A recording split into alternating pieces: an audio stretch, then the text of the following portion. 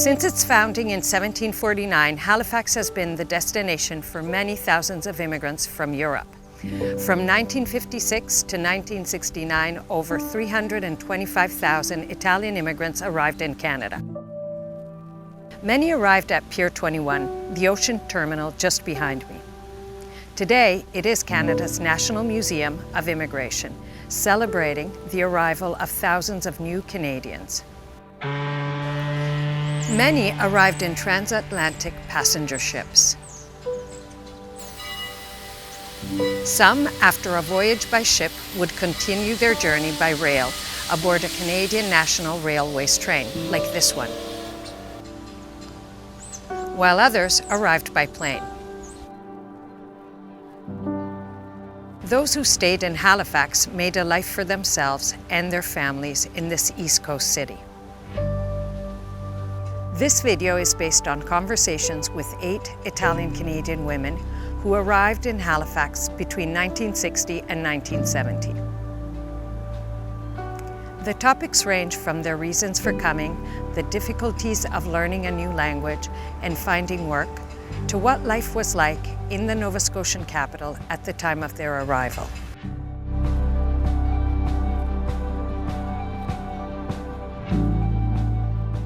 My life in Italy, like I say, I was born in a family that we were a lot of people, about sometimes even 52, 53 people in the big family where I was born.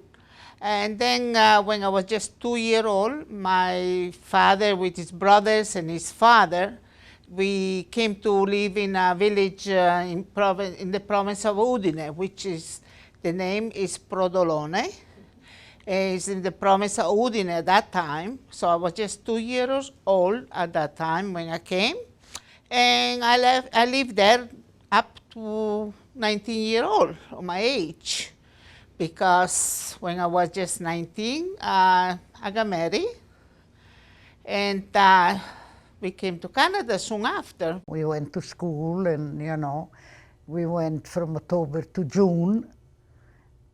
And in summertime we always have something to do because we have land and animal and you learn about doing everything. I grew up in a farm. I went to school until I was 11 years old, and then I had to stay home to do my chores, work the farm and everything, and help my mom. Then my mom died when I was 18, and I had to take over. I had a brother, and I had to take care of my brother and my father. So I came to Canada when I was 20 years old.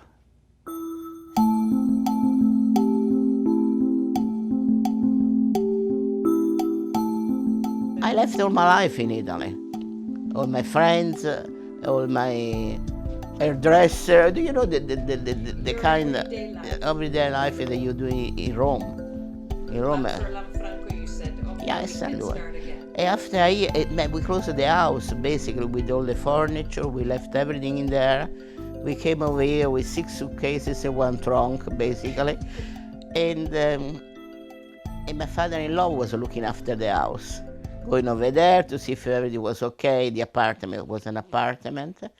And after 1 year, my husband asked me again, do you want to go back or do you want to stay? And I decided to stay because my daughter was very happy here. I mean, being born in Rome, I had to take her every day to the public garden, maybe, in Rome to play. Over here, she was free to go in the backyard, have friends and neighbors. It was a completely different life for her. And she was so happy that I did it for them. I find my lovely husband, and we were a young couple, and we went to Switzerland for 2 years, you see. And then we decide to go back in Italy because my husband and the family, they have a store, a general store, was everything. And somebody was tired, we got back, we started that to keep going, it was very well. But I decided to go to Canada because they were in 3 brothers, and I was working for nothing there. You were? Yeah, for nothing. I helped the store, but they didn't pay me because it was the wife of. And with my brother here in Canada, I said, why we don't come to Canada? And then, in '66, I came to Canada. I was more helping second mother with my mom. I work in, eventually, when everybody was a little bit more growing up, I work in a dry cleaner for 10 years. And one summer, 1968, my future husband came home. He was here in Canada for 11 years. And he came home to visit his family. His family and my family, they have in mind that I'm supposed to marry him. And I used to say to my mom, do you like Ivano? And she would say, yes, he's coming from a good family. And I said, well, you can marry him. That was me. My mom used to say that I have a long tongue because I answer every time. And he came and he has the diamond, and he asked my parents that we decide to get him married, and I thought he never really asked me to get married, but I go to Canada. Mom said she's not going to go to Canada, she's going to stay here. She's going to stay. So I had a boyfriend, you know what I mean? And then Carmen started to write me. And my father said, no, you're going to go to Canada and you're going to have a better life. You're going to be signora. Yeah, be a signora. Be a signora. Yeah. But I'm still waiting. It's 53 years. I'm still waiting to be a signora. But anyway, so I came here, and the rest is history. I got married. I had 3 kids. And I worked ever since I came.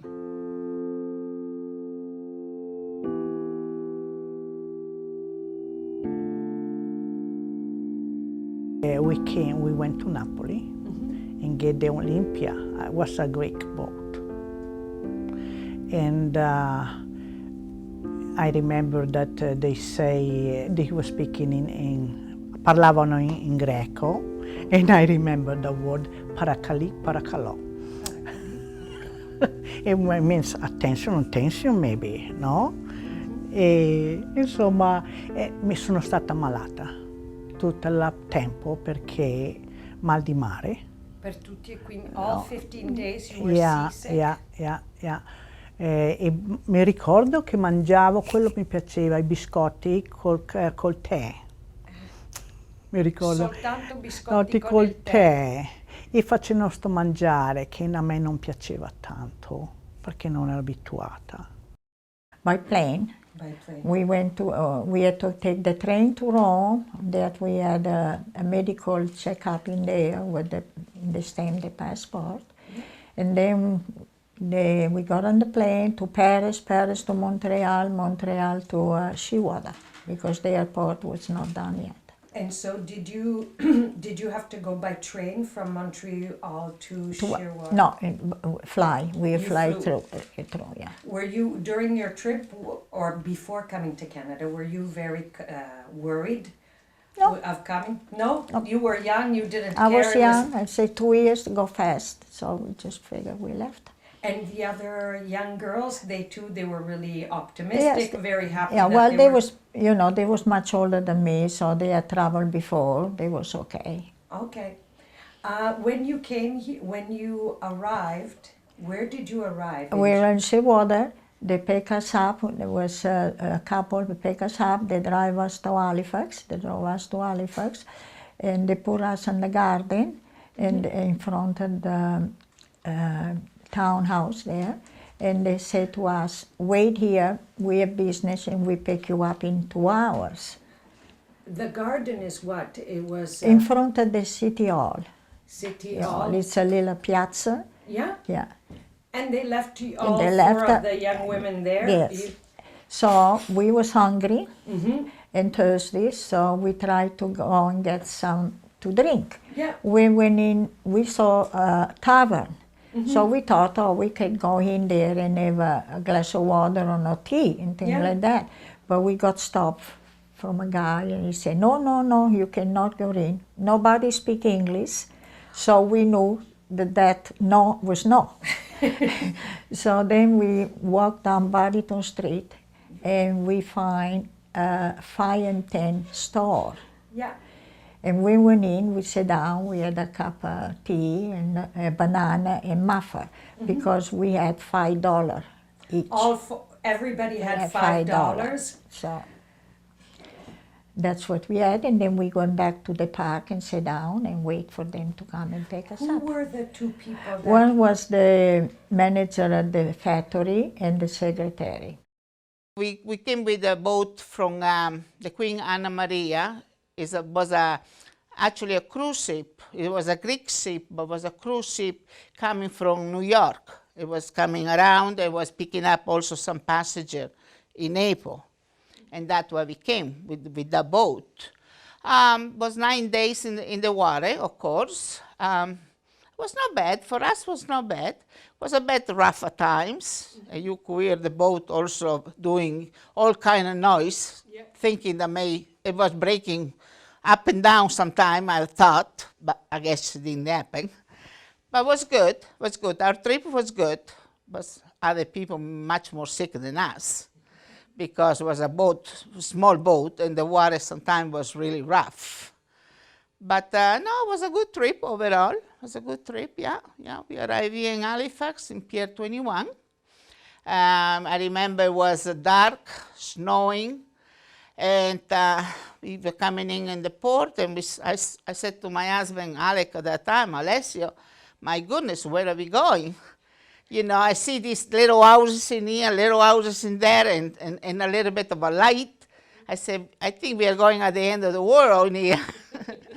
But we arrived. Of course, we arrived at Pier 21. At that time, Pier 21 was really an awful place. It was an old warehouse, all open. It's not like it's now, of course. It was just a bad impression coming in at that moment, you know. But overall, it was not bad. It was not bad. We got adjusted soon. Adjusting to life in a new country with a new language, new foods and customs that seemed foreign was a challenge. Finding work was not always easy, and cultural stereotypes had to be overcome. Nevertheless, these women succeeded in adapting to their new circumstances.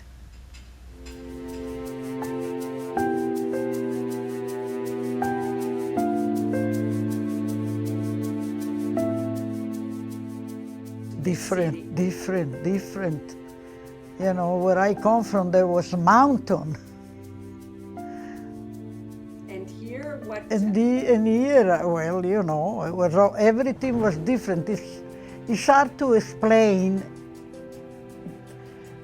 you know, the change in your life, a total change. First of all, I miss my family, of course, you know, mom and dad and my brother and my friends. That was number one. And then everything was different. I didn't speak a word of English. You know, it's not easy. No. And I miss my town, I miss my church, the mountain especially. And I miss the smell of the woods, the smell of the flower mountain, you know. It's funny what you miss, that when you're there you don't even realize it, you know. All of a sudden you wake up, what happened, where am I, you know? And the few times that we went back, always go in the mountain because I want to smell the flower of the mountain. It's like, oh, it's like a breath of life to me, you know? And I said, I didn't even know when I was here. You know, you don't realize it. Then you go back and you say, aye. Because, you know, different, although that I love Canada. I've been in Canada more than I've been in Italy, really, you know. And now, no, I won't even go back, you know. But something like that stays in your mind. Well, it was very boring because I work all my life. You know, in Italy, in the fabric over here. I started at 16, and I came here when I was 29. And, you know, I start to do crochet because I like to do crochet, and I make some dresses.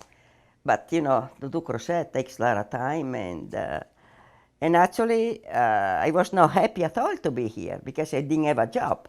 And you were just But at the working same at time, I home. have the little gear. Marcia was, I came here, Marcia, she was 4 years old. Okay. Oh, Marcia was born 4 in years Italy. old when she came Okay, here. Marcia was born in Italy. And then I moved to this apartment in Dartmouth, and in the 70s, I took a business in Dartmouth, tailoring, and with a guy, with a partner. The name was Nick De Nicola. No, Nick Giansante, not De Nicola. So he was Italian as well? Italian as well, but he was really a professional tailor, you see. To me, I was professional, but not up, you know, like him. But I was looking after the client, and I learned, you know, and I do everything now. But after 2 years, I learned English. I learned, and I went to work at the hotel. And I worked there for 18 years. Yeah. So was it hard to become, to integrate in Halifax, to make friends, or? No, because like I said, I always work with the Canadian people. I didn't have a job with the Italian people that I was forced to learn English. You know what I mean? I was forced to learn. But, and of course, I always get along with everybody. I try to get along with everybody, you know what I mean? I did not stay just with the Italian community. I just branched out. And plus, like I said, I was at the hotel and we were, my God, 20, 30 ladies. We were always together, like, you know, lunchtime, we used to come down for lunch. And we're all sat at the table and, you know, we always, you know, get along. So you had your community? I had my community, yes, yes. So then from there, I decided, well, I went to work for St. Joseph Daycare Center on Brunswick Street, and I was there for another 26 years. Did you learn English? Did you learn it by yourself? Yes, mouth to mouth. I never went to school because I was supposed to be home with the children. Not that my husband didn't want, but that time is not what we have now, the chance to go and learn. It's quite different. I remember I say, oh my gosh, Halifax is not very, it wasn't the city you have now. So how was it different from what you expected the city to be? Because there wasn't too many people. What impressed me the most was, even if it was raining, no umbrella, everybody go in rain, under the rain, it was fine, and I thought, that's crazy. And I remember the lady used to go for grocery at the store with the rolling on their head and a mink coat. And I thought, doesn't make sense. Mink coat, boots, plastic boots or rubber boots, and the rolling. Oh my gosh, I said, strange people. Believe me, I was not impressed. Well, it's a difficult question because the young people, they grew up here. Did you remember when my husband was alive and we having supper, you know, Marcia, she tried to speak always in English. And my father always said, Marcia, this is Italy. Out there, the door is Canada, okay? You have to keep the language going. But they were ashamed because they were Italian speaking another language. So you think even Marzia's generation was ashamed? That's right, that's right. Sometimes, for example, because they think we eat pasta. We don't eat pasta every day, maybe once a week. Potatoes. My husband eats potatoes. Of course. But they think we eat potatoes and pasta. That is not true. I was in this community, but I noticed that there was a need at the time of an Italian language school, because some few people, I think 2 or 3 people before me, they tried to have an Italian language school, and they didn't succeed. Then there was a Mr. Bianchini, the head librarian of Mount St. Vincent, that basically he said he helped me out. He said what they did is send out a questionnaire, say we have a new teacher in town. She would be able to teach your children. And I think at the beginning I had just 15 children, different ages. Maybe they were from the age of 7 to 15, only one class. Altogether. Yeah, I used to teach up here. The school board gave us a room in the junior high school up here, Fairview Junior High. Yeah. And I used to teach there, these 15 children. I started like that. And now we have more than 200 In students. our school now.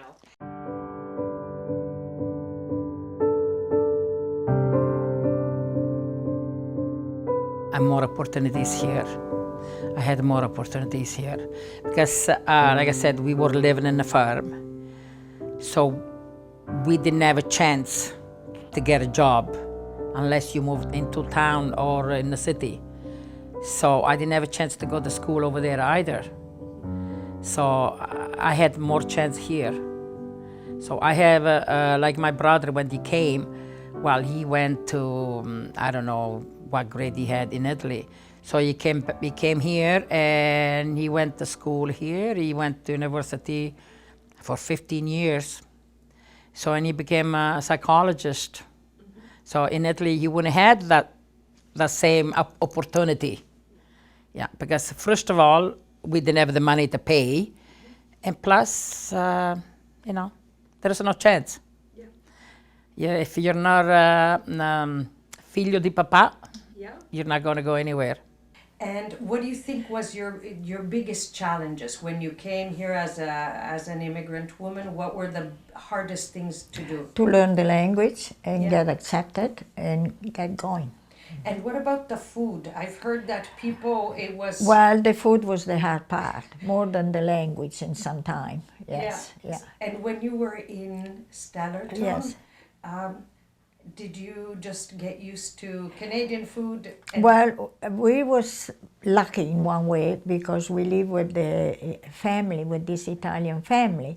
But the problem with them, they want to be, they was very stingy, I don't know, they was Yeah. very, they didn't want to spend money. they didn't want to spend money, so the food was limited. But was okay because they used to cook an Italian way. But then we moved because we want to learn English, so we moved with an English family, an older couple. They took us in, and they was very nice. They used to buy whatever we want. They took us to shopping, they just paid the bill, and then we cook our own food. You were like the daughters of That's this it, couple. yes. Yeah? They just, they was very good to us. And And that's when- how we learned the English most of it. I have to tell another thing. I never want to go back. You don't want to go. No, right now, because my life is here. My 5 grandchildren, my 2 sons married, and I help everybody. And this is my life. Canada is beautiful. Canada is beautiful. Wherever you want to be, Canada is the best. But I was born over there, and you got 2 lives. You know, you got 2 life. You don't know when you are an immigrant, and you know 2 kind of life. You don't know which one you like. I like this. I like over there. Yeah. But I'm happy. I'm really happy where I am. Would you ever think of going back to Italy, or is it? No. Here is where's my husband, Yeah. and here where I will be buried when it will be my time. Yeah. Thank you so much, Wanda. You're Sei welcome. simpaticissima e hai una storia bellissima. Thank you. My children, they are very proud of me because they ask me to move with them. We can sell the house, Mom, and you come with us. And I said, no. I said, the 5th wheel doesn't get along with the 4. That's for sure. I said, you have to live your life, and I have to live my life. And I'm happy the way I am. Very hard-working people. We all are, you know. Hey, you either swim or you sink. Right or no? No, you're right. Hey. The stories these women tell of leaving their homeland and starting a new life in Canada give us an insight into their resolve and strength and the centrality of family and culture in making the most of their immigration experiences.